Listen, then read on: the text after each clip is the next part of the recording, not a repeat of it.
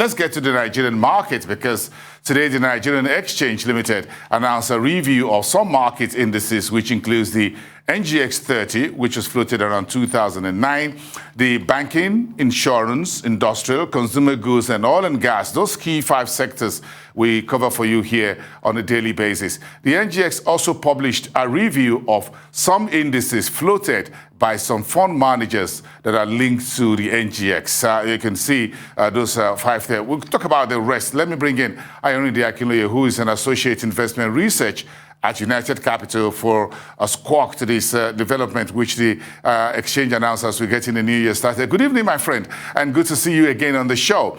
Okay, let's get the new year started. Thank you very much, and hope you enjoy your holiday. Yes, definitely. Thank you for having me on the show. It's nice to be back. Thank you. Nice to be back on the block. Why are these NGX indices important to both institutional and retail investors who have some funds in either collective investment schemes or what we call managed funds? Okay, yes, definitely. They are very vital for the fund management process, particularly for collective investment schemes, like you mentioned. So first of all, it's about performance measurement. Sorry, that's the first key importance of most of these indices. So, for example, as a portfolio manager, operating an equity fund, centered around the Nigerian market, I need a benchmark to be able to measure the performance of my portfolio as an equity fund manager. I need a benchmark to be able to compare my performance with at the end of a given year. So, for example, last year, a good example of such index would be maybe the NGX 30 or the All Share Index, depending on how broad the universe of stocks such fund covers. So that is the first, key importance for portfolio managers. Also, it's also key in terms of the stock picking process, right? So, for example, for pension fund administrators, there are regulations that prevent them from going beyond stocks within the NSE 40 or NSE 50 index. That's the other index apart from the NSE 30. So already it enables them limit the universe of stocks they can pick from. So it aids the stock picking process by at least narrowing down your focus as a manager. Then lastly, it's also key to be able to have these indices to compare countries. So for example, I want to compare the Nigerian banking sector. As an investor, I want to invest in the banking sector, maybe talking from the perspective of a foreign investor now who wants to invest in the African banking sector, right? If you want to make a decision between Nigeria, South Africa, Kenya, and the likes, you need to be able to look at an aggregate of the banking sector indices to be able to make such decision, right? So it's not going to be easy when you are comparing different banks in different countries. So sometimes you just take that aggregated index for Nigeria, for South Africa, for different countries, and you're able to compare to be able to decide what sector or what country you are going to invest in across. So those are, some of those key factors why these indices are definitely very important for the capital. Yeah, very important, AYORINDE. But again, what about the rebalancing that the exchange does from time to time? I think almost every 6 months in those various stocks that are contained in those baskets of indices.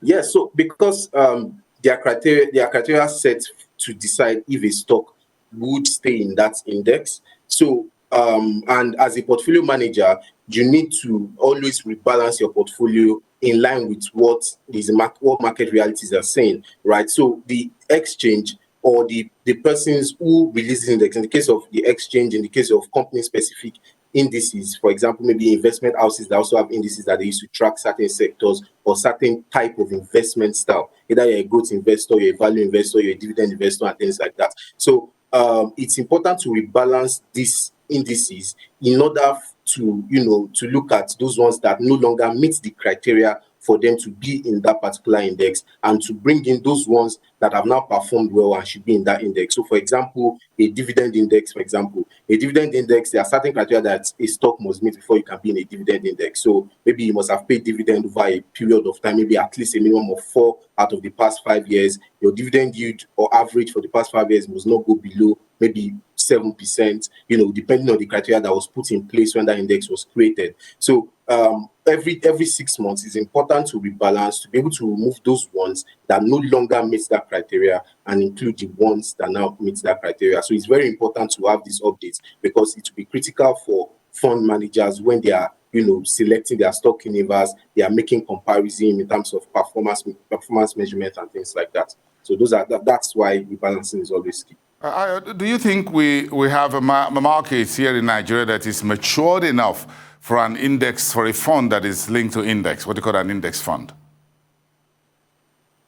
Okay, yes. So it's when you look at it, yes, the market is not as deep as you would want it to be, right? You look at, for example, you look at the US markets as a very good example, right? They have so many indices, S&P, Dow Jones, Nasdaq, Russell 2000. They are in different categories based on the number of stocks in those indices, and they all track different purposes, right? And it's easy to now. So there are lots of varieties of indices that these derivatives can be built on, right? But when you look at the Nigerian markets, there are not so many of such indices that you can look at, right? And then you also look at the fact that, okay, number one, the regulatory and the risk framework needed to operate a derivative market. Do we have that in the country, in the Nigerian markets now? It's not something we can say we have yet in terms of the regulatory and the risk framework. In terms of the market dynamics, the operational framework on how transactions will be executed, transactions will be settled, transactions will be cleared.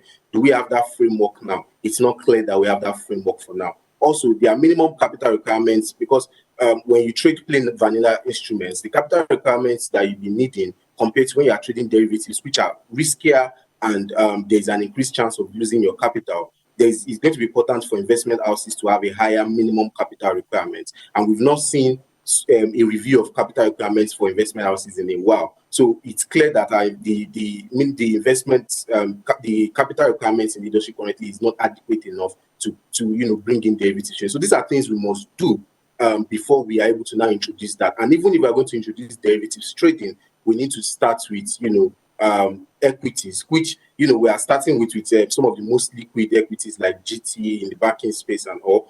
But in terms of introducing derivatives on in the indices, the NSE 30 and the likes, I think we are still a bit far away for now. It's important for us to start on a smaller scale before we now begin to go into more complex and broader products like that. AYORINDE, it's going to happen one of these days. I know we're all very smart and good in this country. We'll get it there. Thank you so much. You market professionals will get it. Thank you very much. We appreciate your insight as always. Have a great evening. AYORINDE AKINLOYE of United Capital.